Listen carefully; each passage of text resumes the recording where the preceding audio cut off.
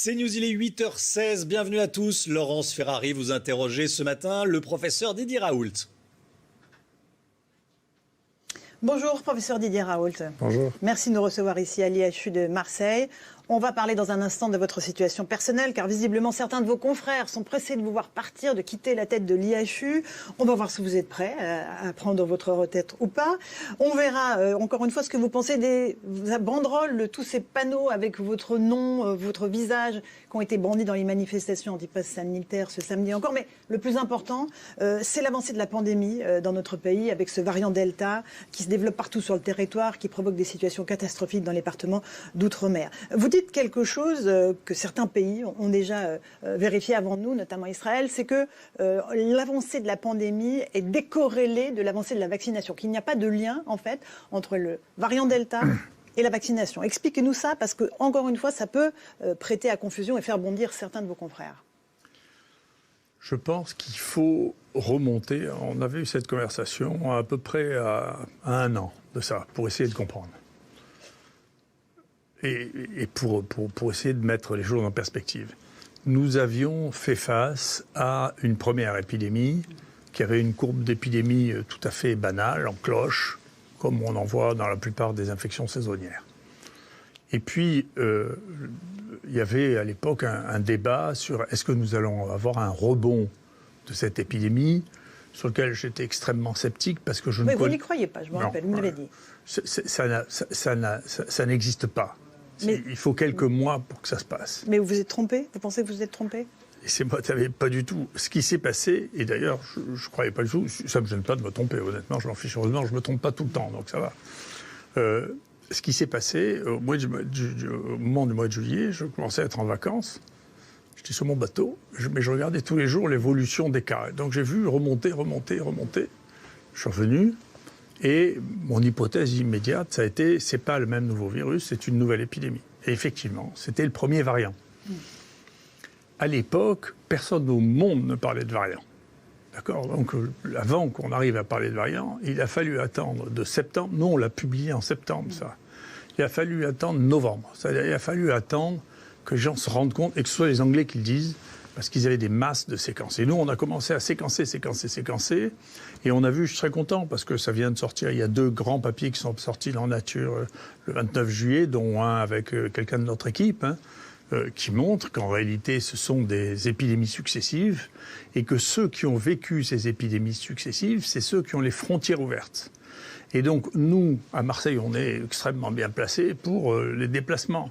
Donc, la deuxième épidémie venait d'Afrique. Et puis, il en est arrivé une troisième, qu'on appelait le Marseille 2, qui venait d'Espagne. Il y a un papier dans la nature qui trace très très bien toute l'histoire de ce qui s'est passé en Espagne. Celle qui est venue après, qu'on a appelée le Marseille 4, venait des élevages de Loire, d'Eure-et-Loire, français. C'est celle-là qui nous a fourni cette épidémie européenne absolument considérable. Et puis ensuite est venu... C'est pas le variant anglais. Ensuite est venu le variant anglais, mais le Marseille 4 a tué plus que le variant anglais. C'est celui qui s'est diffusé dans toute l'Europe. Énorme, c'est énorme. La presse n'en parle pas beaucoup, mais c'est comme ça. On savait depuis juin qu'il y avait des épidémies dans les élevages de Loire. Il y a des élevages de Loire absolument considérables en Europe. Le Danemark a tué 17 millions de Loirs à partir d'octobre. Ici, ça n'a pas été surveillé. On a les plus grandes difficultés à avoir les séquences, mais les séquences sont publiées. Les séquences, on voit bien, elles sont juste là. Là, on est quoi ? Ensuite est venu... Là, on est... Sur le variant indien, c'est de fin août. Le 4 va s'arrêter en janvier. Donc c'est le plus long. C'est celui qui tue énormément. En novembre, décembre, il tue plus que les autres. Là, on a écrit ça aussi. On a comparé, parce que ces variants sont différents. Ils sont différents sur le plan immunitaire. Donc... bien entendu, il peut toujours y avoir des échappements vaccinaux, en particulier s'ils ont des mutations sur la protéine qui sert à faire le vaccin. Et d'autre part, ils sont de contagiosité et de sévérité différentes. Et là, aujourd'hui, on est donc dans ce variant Delta qui se répand sur l'ensemble du territoire. Est-ce que la vaccination, encore une fois, va permettre d'endiguer l'augmentation des cas de variant Delta ?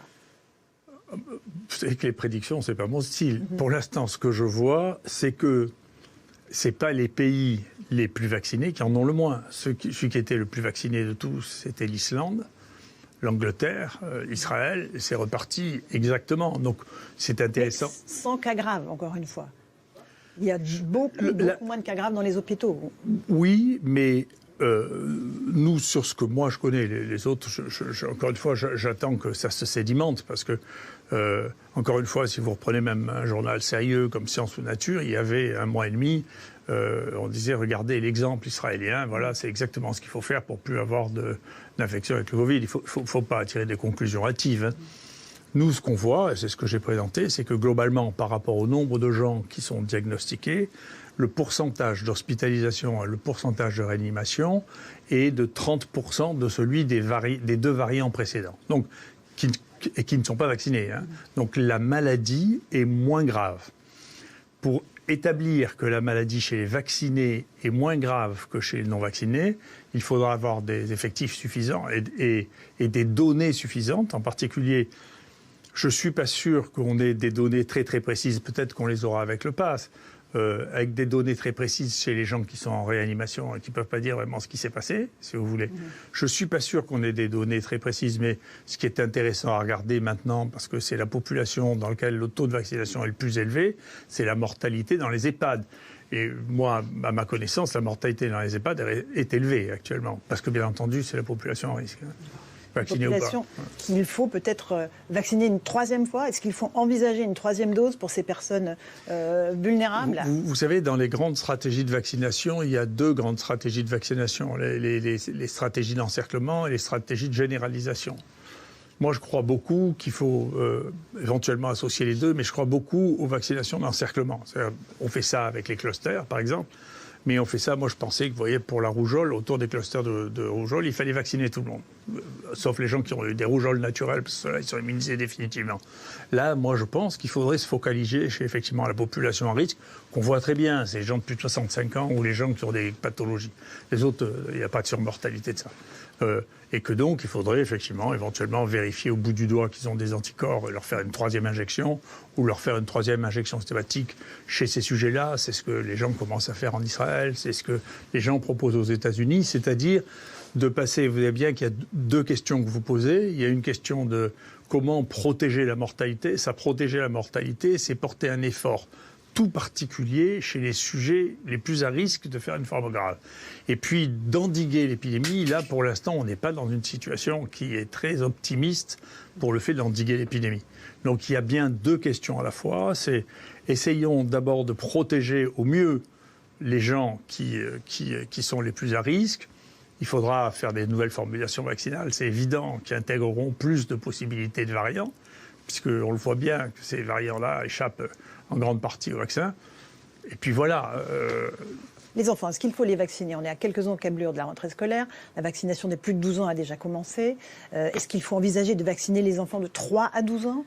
Les autorités américaines se penchent, font des essais en ce moment pour avoir la réponse à cette question. Écoutez, cette question, après, ça sera une question politique. Et c'est une question du risque qu'on est susceptible de prendre dans des conditions de cette nature-là. Moi, je ne discute pas, jamais discuté des décisions politiques. Le temps tri et le temps est impitoyable. C'est l'histoire qui juge les politiques. Hein. Si vous voulez, pour autant, actuellement, les enfants, pour autant que ce que l'on a pu observer jusqu'à maintenant, les enfants font des formes qui sont bénignes, que l'on gère parfaitement. Et donc, la généralisation d'une vaccination chez les enfants me paraît pas une urgence absolue, d'autant qu'on voit bien qu'il n'y a pas de contrôle de l'épidémie grâce à cette vaccination-là. Il y en aura peut-être une autre qui permettra d'avoir un contrôle épidémique. Il ne faut pas insulter l'avenir.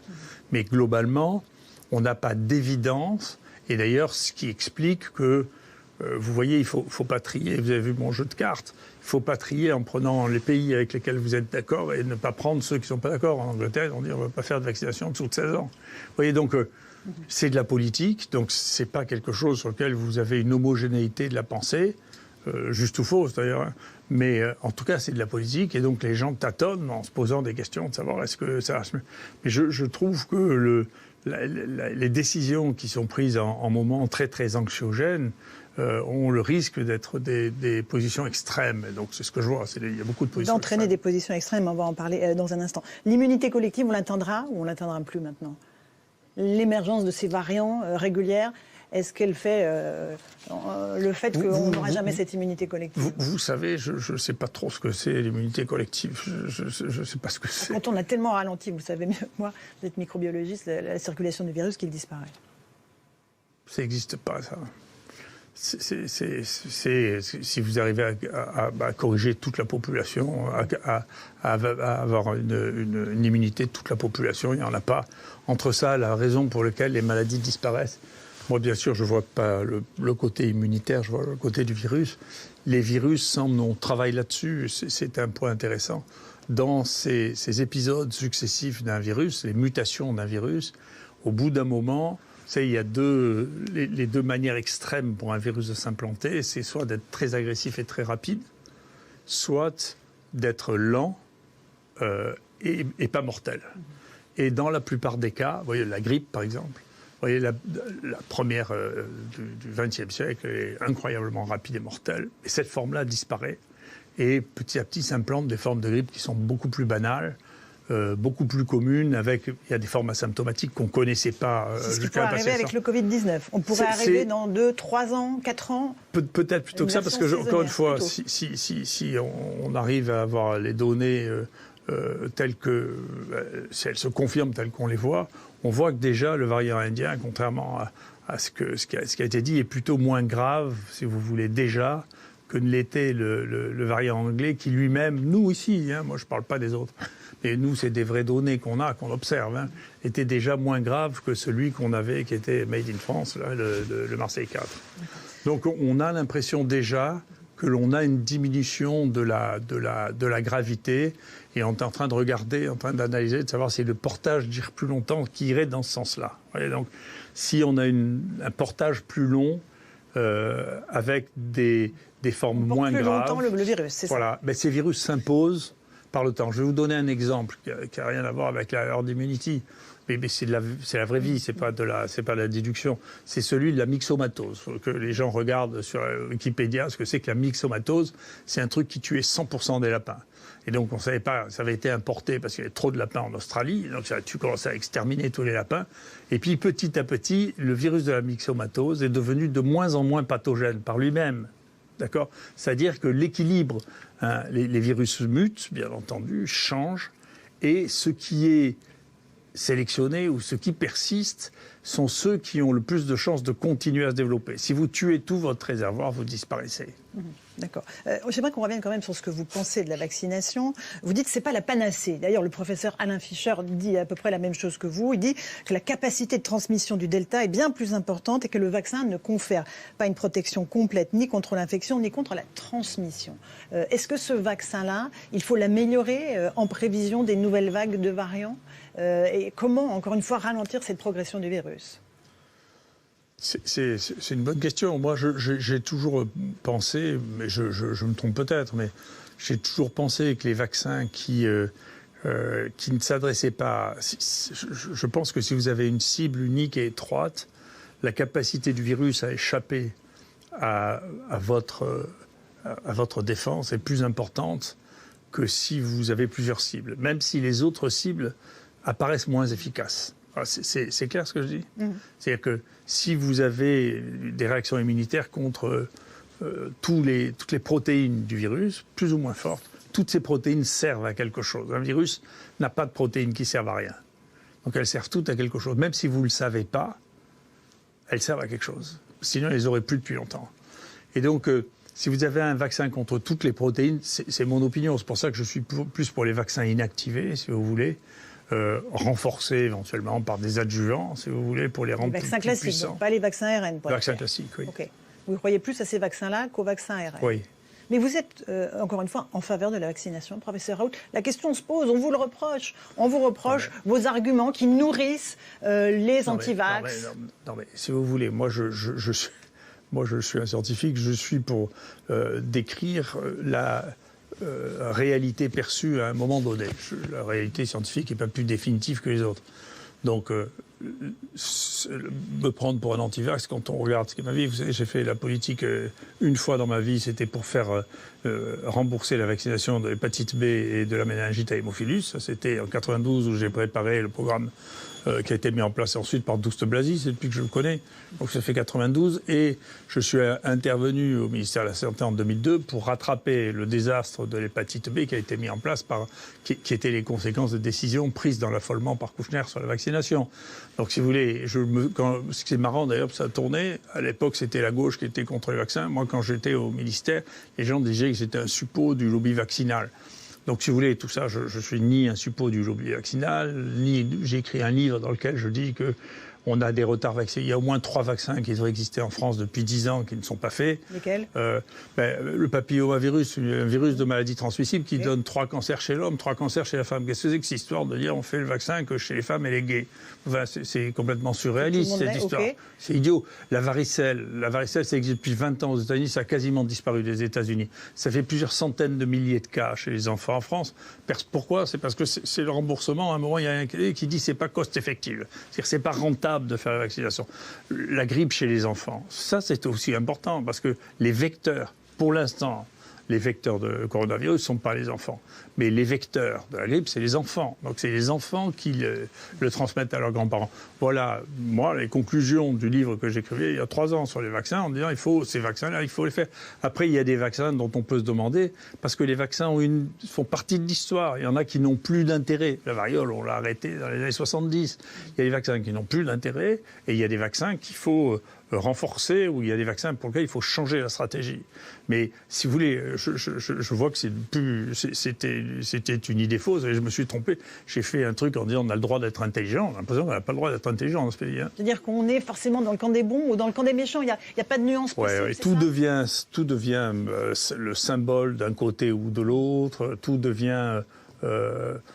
c'est intéressant d'ailleurs, parce qu'il y a un autre truc où j'ai l'habitude d'être pris comme bouc émissaire, et donc j'avais raconté que, parce que scientifiquement, historiquement, Darwin c'est très intéressant, mais scientifiquement ça ne tient pas la route. Donc moi j'ai écrit un livre là-dessus, tout le monde disait on ne peut pas dire ça, sinon ça veut dire qu'on est créationniste, qu'on croit à la Bible. J'ai dit attendez, il n'y a pas que 2 choses. Mais je suis content parce que pour la première fois dans Science, il y a eu un article sur les 150 ans du 2e livre de Darwin en disant mais comment on peut faire un héros d'un type qui est raciste, sexiste, épouvantable. Enfin ce qu'il écrit est épouvantable, c'est que personne ne le lit. Personne ne sait de quoi on parle. Et là, aujourd'hui, c'est vrai que ce que vous dites est récupéré par ceux qui sont anti-vax, par ceux qui manifestent, et le professeur François Crémieux, qui, encore une fois, souhaite vous voir partir. Non, il n'est pas professeur. Voilà. François Crémieux, vous avez raison, souhaite vous voir partir de l'IHU, dit, en fait, ces propos servent les anti-vax. Et donc, voilà, vos paroles ont un sens et un poids dans l'opinion, professeur. Pour de la vérité, je pense que Crémieux, c'est le grand copain de Hirsch. Et comme j'ai dit ce que je pensais de la gestion de Paris, qui était absolument épouvantable, il m'en veut beaucoup parce que c'était... C'est un complot contre vous ?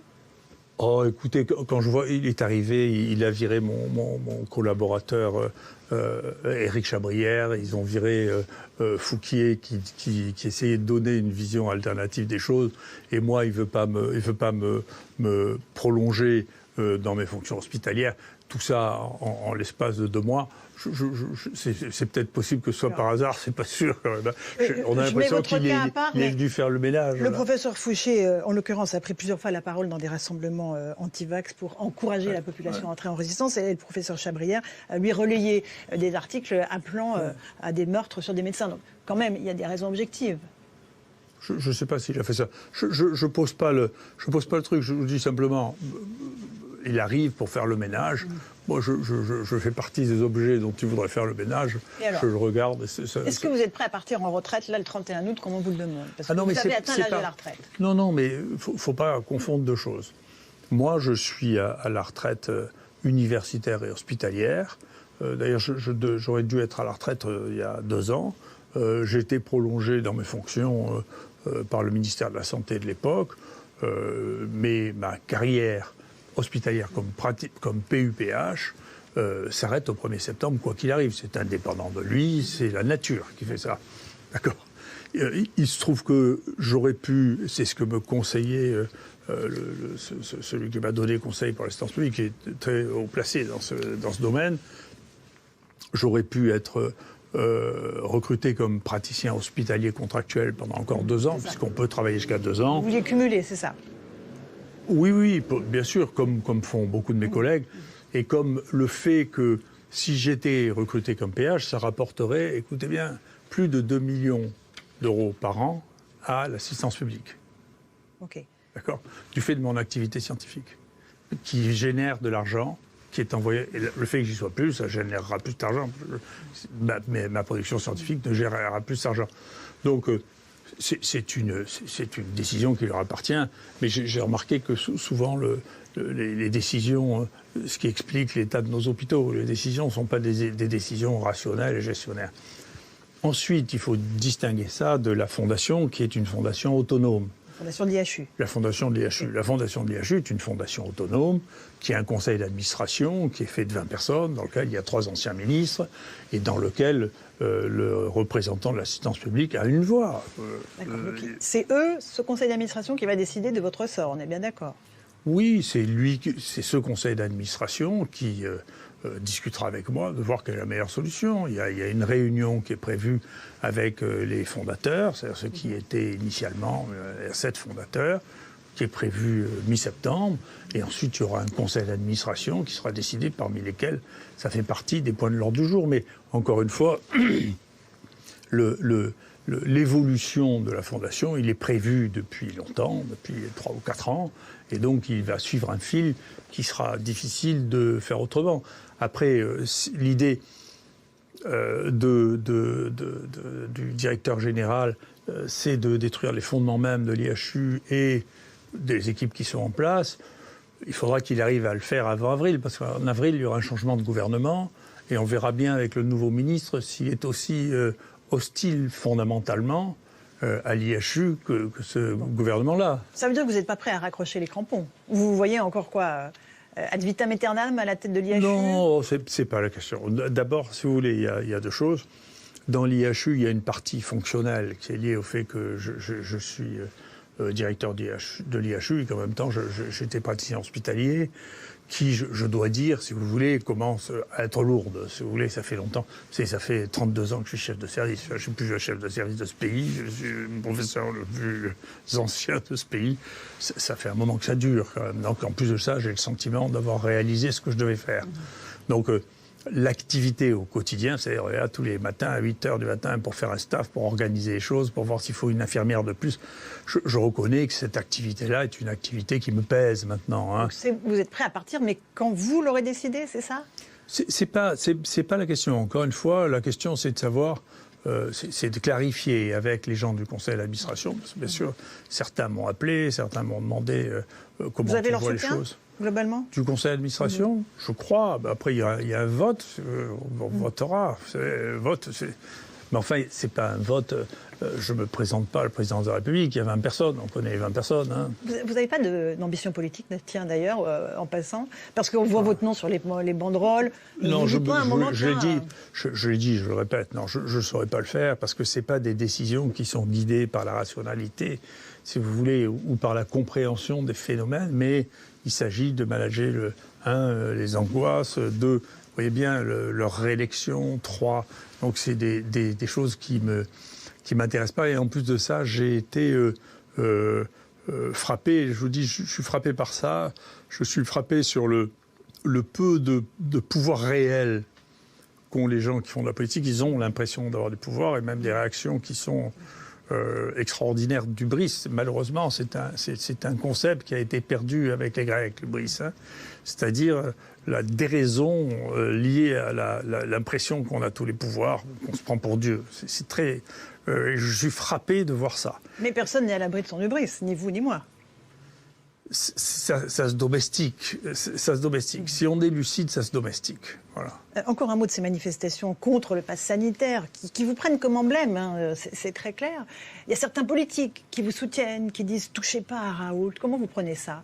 Vous les prenez, ces soutiens politiques, ou ils vous dérangent? Non, mais si vous voulez, j'avais un homme que j'aimais beaucoup, qui s'appelait M. Grenelle, qui était le doyen de la faculté de médecine, qui m'a embranché dans ces histoires technico-administratives, qui me disait, je suis d'accord avec lui, tu sais, je préfère les compliments au coup de pied aux fesses. Je suis assez d'accord. Donc vous prenez tous les soutiens d'où qu'ils Écoutez, viennent. les gens qui m'aiment bien, les gens qui me soutiennent, les gens qui disent que je suis un type bien, je leur suis plutôt reconnaissant que ceux qui disent que je suis un fou, que je suis un imbécile ou que je suis un salopard. Enfin, je suis un humain normal. Je pense que vous êtes pareil. Absolument. Mais il y a une violence des attaques contre vous qui est quand même assez forte. Je pense à un tweet de Jean-Marc Dumontet, qui est un grand producteur de théâtre, qui dit que vous avez décrédibilisé la recherche avec des études bidons, déshonoré la parole scientifique avec des déclarations à l'emporte-pièce, un égo monstrueux qui a piétiné le chercheur renommé qu'il fut. Comment vous réagissez face à ça? Ouais, vous savez, d'abord, je ne sais pas qui c'est. Et moi, je me garderais bien de donner mon opinion sur ce qu'il fait dans le théâtre. J'en sais rien. Je vais vous dire une chose. Vous savez, tous ces gens trouvent l'occasion. En plus, la presse donne l'occasion assez facilement à gens qui ont envie de dire des horreurs sur moi, de leur dire quelle que soit leur capacité à parler de choses. Au contraire, je l'ai dit et je l'ai répété. Vous ne pouvez pas. Ce qui se passe actuellement et qui est ennuyeux, c'est que la population n'avait déjà pas confiance dans les politiques. Elle n'avait pas, je vous prie de m'excuser, c'est pas ad hoc, c'est en général. Elle n'avait pas beaucoup de confiance dans la presse. Bien sûr. Mais elle avait une illusion, si vous voulez, sur la science qu'elle perd. Et donc, moi, je pense, je dis, je ne fais jamais de grandes déclarations à la porte-pièce. J'ai passé mon temps à montrer des données qui sont les nôtres, qui sont celles que j'ai vues. Je ne commande pas les données des autres dont je ne sais pas ce qu'elles veulent dire et qui sont contredites. Le problème, c'est que beaucoup de gens n'ont pas de mémoire. Ils ne se remettent pas en perspective tout ce qui a été dit. Vous savez, quand on a expliqué que le problème, c'est les variants, si les gens avaient écouté, ils se seraient dit, mais attendez, quel est le problème? Moi, je peux vous dire, tous les nouveaux variants ont tous été importés en France. Tous, à part celui qu'on a généré par les visons. Ça, c'était de la science. La science s'occuper des visons, même maintenant, c'est de faire une veille efficace, éventuellement de supprimer les élevages de visons comme l'a fait la Hollande ou comme l'a fait le Danemark dans leur totalité tant que le problème n'est pas réglé. Ça, c'est de la science, vous voulez. C'est pas de la fantaisie. Mais ça, j'attends que l'on dise, écoutez, voilà, les sources en réalité des variants, c'est les élevages d'un côté. De l'autre côté, c'est les importations par les voyages. Et nous, on suit pratiquement toutes les entrées. Ici, on a suivi le variant indien. C'est des marins indiens, quand on a ouvert les frontières, qui sont venus par avion ici. Qui sont venus d'ici et des Maldives. Le 1, on l'a vu, il est venu du Maghreb. Le Yucca, on sait très bien comment il est rentré en France. Ce qu'on constate aujourd'hui, professeur, c'est qu'il y a une vraie fracture dans la population sur la question du pass sanitaire, notamment. Il y a ces manifestations. Est-ce qu'elles vont durer, pas durer? Est-ce qu'elles vont se fournir à la rentrée? Ça dit quoi de l'état de notre société? Ça dit qu'il y a effectivement une forte suspicion par rapport à tout discours officiel, qu'il soit politique, médiatique ou scientifique. Aujourd'hui, on en est à ce point-là. Non, mais si vous voulez, il se passe des choses dans cette crise qui différencie effectivement la manière dont on la perçoit depuis le départ. La dramatisation immédiate, gigantesque de cette crise amène à ce que des approches qui étaient des approches qui avaient été sédimentées par le temps sont remises en cause brutalement. Je vous donne deux exemples. La liberté, l'obligation de soins. Le premier truc que j'ai appris en médecine légale, c'est l'obligation. Voilà. L'obligation, c'est une obligation. Parce qu'il a été question d'un pass sanitaire pour les malades dans les hôpitaux pour les soins non urgents. Alors, d'une part et d'autre part, on a dit aux médecins, ne soignez pas les malades quand même. Donc avec l'accord du Conseil de l'ordre, c'est inouï ça. On a dit ne soignez pas les malades. Donc et maintenant on dit ne soignez pas les gens qui n'ont pas de passe sanitaire. Donc nous, contre le serment d'Hippocrate, et vous l'avez signifié. Oui, et puis nous on ne peut pas le faire, parce que les gens ils viennent pour savoir s'ils sont malades. Alors, on ne va pas interdire ceux qui n'ont pas de passe sanitaire de savoir s'ils sont malades. Donc, si vous voulez, tout ça, c'est des décisions à l'emporte-pièce qui sont trop violentes. C'est un leurre, ce passe sanitaire ? Je ne sais pas si c'est un leurre. Ce que je crois, en tout cas, c'est que la brutalité... Ici, on le vit dans l'hôpital. Ce qui est une autre des raisons de tension avec le directeur de l'hôpital, c'est qu'il n'est pas content parce que le personnel à Marseille, le personnel de soins est moins vacciné, et qu'ils se sont donné une obligation dont je ne sais pas s'ils sont capables de la réaliser, c'est-à-dire qu'ils auront 100% du personnel de soins qui sera vacciné, sinon ils refusent de les payer, ils refusent de les faire venir. Mais si vous avez 10% des gens qui ne sont plus là, comment on fait tourner les hôpitaux? Donc vous voyez, il faut faire attention, c'est des décisions. Moi, je crois plus à la conviction, si vous voulez, qu'à l'obligation brutale. Ce qui fait naître les antivax, ce qui a fait naître les antivax partout dans le monde, c'est les erreurs politiques. C'est ça. Il y a toujours eu des gens qui étaient un peu contre les vaccinations, mais c'était marginal.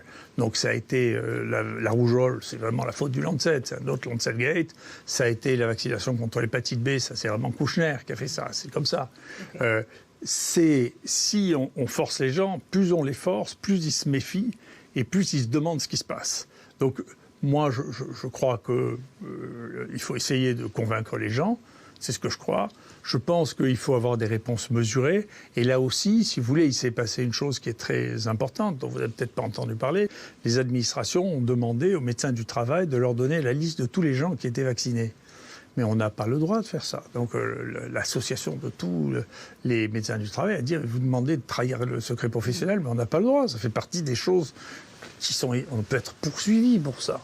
D'accord ? Donc dans cette ébullition, si vous voulez, on passe par-dessus des siècles de comportements avec la médecine qui sont d'une nature incroyable. De la même manière pour la science, cette idée que la science doit obéir à qui un comédien, qui un journaliste, tout ça est complètement fou. Les scientifiques, c'est le métier scientifique. Et le métier scientifique, c'est jamais d'être d'accord. C'est la base même de toute la science. C'est de questionner en permanence ce que vous faites. Merci beaucoup, professeur Raoult, de nous avoir reçus. On risque de vous voir encore quelques temps à la tête de l'IHU. Écoutez, vous verrez bien, vous êtes bien impatiente. Non, mais on verra, c'est votre conseil d'administration qui décidera. Merci en tout cas de nous avoir reçus aujourd'hui à l'IHU de Marseille pour répondre à nos questions. À vous, Romain Desarmes, pour la suite de la matinale.